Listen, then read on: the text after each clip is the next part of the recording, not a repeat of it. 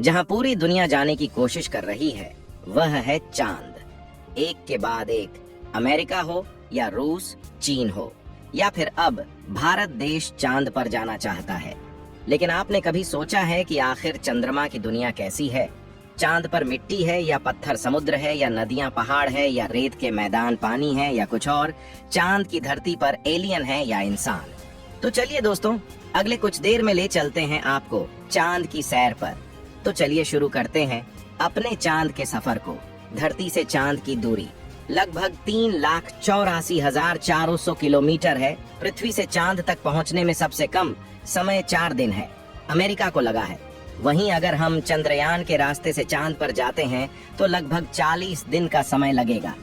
अगर यह मानकर चलें कि हम अमेरिकी स्पेसक्राफ्ट में बैठकर चांद पर जा रहे हैं तो हमें वहां पहुंचने में 4 दिन का समय लगेगा। 4 दिन बाद हम चांद की जमीन पर होंगे। चांद की जमीन पर उतरने के बाद जो हमें सबसे पहले दिखेगा वह है चांद की जमीन। आपको चांद की जमीन उबड़ खाबड़ नजर आएगी। चांद की जमीन पर हर तरफ आपके बड़े बड़े गड्ढे दिखाई देंगे। जब आप चांद की जमीन पर खड़े होकर ऊपर की ओर देखेंगे तो आपको हमारा खूबसूरत ग्रह पृथ्वी नजर आएगा, जिसमें आपको पृथ्वी साफ साफ अपने अक्ष पर घूर्णन करती हुई नजर आएगी, लेकिन आसमान में हमेशा उसकी स्थिरता बनाए रखेगी।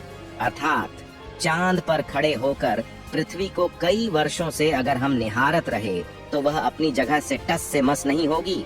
चांद का गुरुत्वाकर्षण पृथ्वी के मुकाबले 6 गुना कम है, यानी चांद की जमीन पर जाने के बाद हमारा वजन 6 गुना कम हो जाएगा। यदि पृथ्वी पर आपका वजन 60 किलो है तो चांद की सरफेस पर आपका वजन केवल 10 किलो ही रह जाएगा।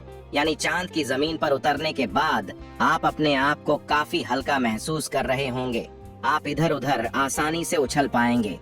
इसी कारण नील आर्मस्ट्रांग जब चांद पर चल रहे थे तब वे उछल उछल कर चल रहे थे, क्योंकि दोस्तों चांद पर पृथ्वी की तरह चल पाना संभव नहीं है। चांद की सतह पर नील आर्मस्ट्रांग और उनके साथियों के कदमों के निशान आज भी मौजूद है, क्योंकि वहां पर हवा न होने की वजह से वह निशान मिटा नहीं है। फिर थोड़ा चलने के बाद जब आप चांद पर इधर उधर देखोगे तो आपको बहुत सारा कचरा पेपर, बहुत सारे क्षतिग्रस्त सैटेलाइट और बैग्स मिलेंगे। ये सारा कचरा हम इंसानों ने फैलाया है। ये कचरा इतना ज्यादा है कि 5 ट्रक भर सकते हैं चांद पर कचरा।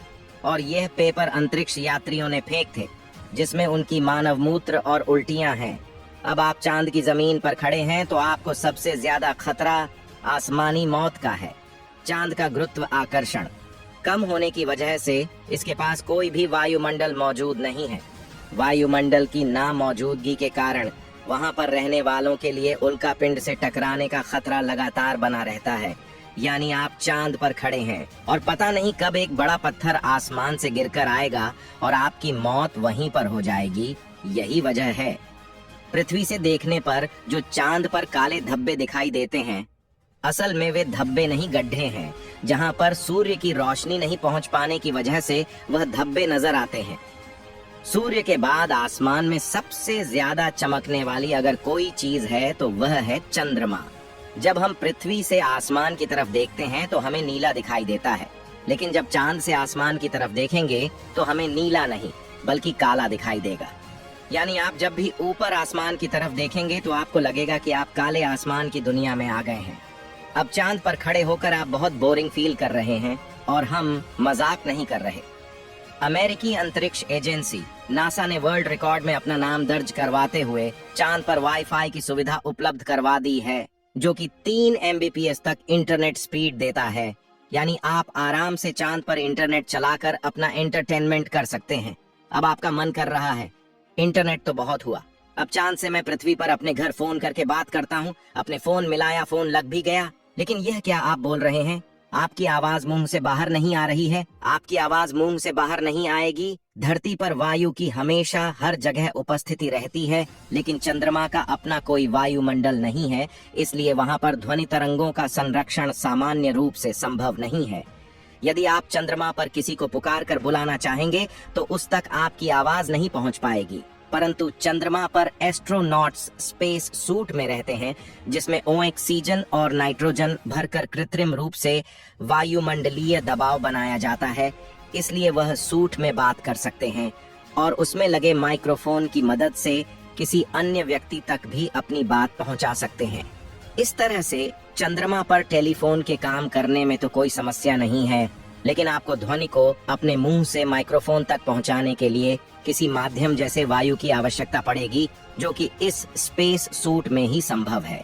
भविष्य में अगर चांद पर इंसानी बस्ती बनती है तो यह संभव है कि टेलीफोन से चांद पर बात की जा सकती है, लेकिन चंद्रमा से पृथ्वी तक सिग्नल पहुंचाने में लगभग 1.27 सेकंड का समय लगता है। इसलिए पृथ्वी से संपर्क के दौरान आपको रुक रुक कर बात करनी पड़ेगी। अब चांद पर हमको रहना है, तो अब बात करते हैं चांद पर दिन और रात के बारे में।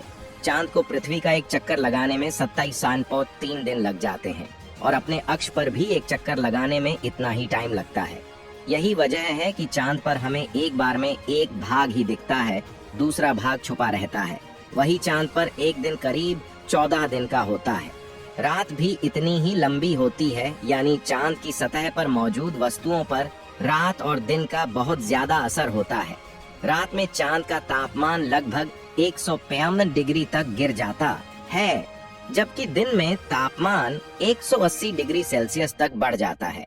फिर चांद के अलग अलग हिस्सों की स्थितियां भी अलग अलग होती हैं। माना जाता है कि चांद का साउथ पोल ज्यादा ठंडा होता है। रात तो वहां पर इतनी ठंडी होती है कि पृथ्वी का कोई भी मनुष्य शायद ही उन हालात में रह पाए। बस्तियां बसाने की कल्पना तो दूर की बात है। अगर वैज्ञानिकों की माने तो चांद के साउथ पोल पर दिन में भी तापमान ज्यादा गर्म नहीं होता है, लेकिन रात बहुत ही ठंडी होती है।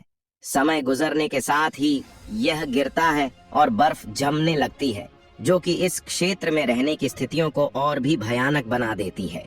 इन्हीं भयानक स्थितियों के चलते चांद पर अब तक जितने भी मिशन गए हैं वह सब उत्तरी इलाकों में किए गए हैं। रात में हमें जो चांद चमकता हुआ नजर आता है, लेकिन आपको जानकर काफी हैरानी होगी कि चांद की अपनी खुद की कोई रोशनी नहीं है। जो चांद पर रोशनी नजर आती है वह सूरज से आने वाली रोशनी का रिफ्लेक्शन है। यानी हमें सूरज रोशनी देना बंद कर दे तो चांद हमें कभी नजर नहीं आएगा। चांद पृथ्वी के चारों तरफ घूमते वक्त अपना एक ही हिस्सा पृथ्वी के सामने रखने के कारण चांद का दूसरा हिस्सा आज तक पृथ्वी के किसी भी मनुष्य ने नहीं देखा है। दोस्तों, चांद पर मौसम नहीं पाए जाते हैं, क्योंकि परिक्रमा के दौरान चांद अपनी दूरी पर सिर्फ 1.54 डिग्री तक घिरा अच्छा होता है, जबकि पृथ्वी तास्पीड 44 डिग्री तक झुकी होती है। चांद के ध्रुव पर कई ऐसे इलाके हैं जहां कभी सूरज की रोशनी पहुंच ही नहीं पाती है। यानी घूमते हुए अगर आप चांद के इन इलाकों में पहुंच गए तो वहां नजारे बेहद ही भयानक। आपको जानकर हैरानी होगी कि पृथ्वी की वजह से चांद पर मौसम नहीं बदलते, लेकिन चांद की वजह से पृथ्वी पर मौसम बदलते हैं।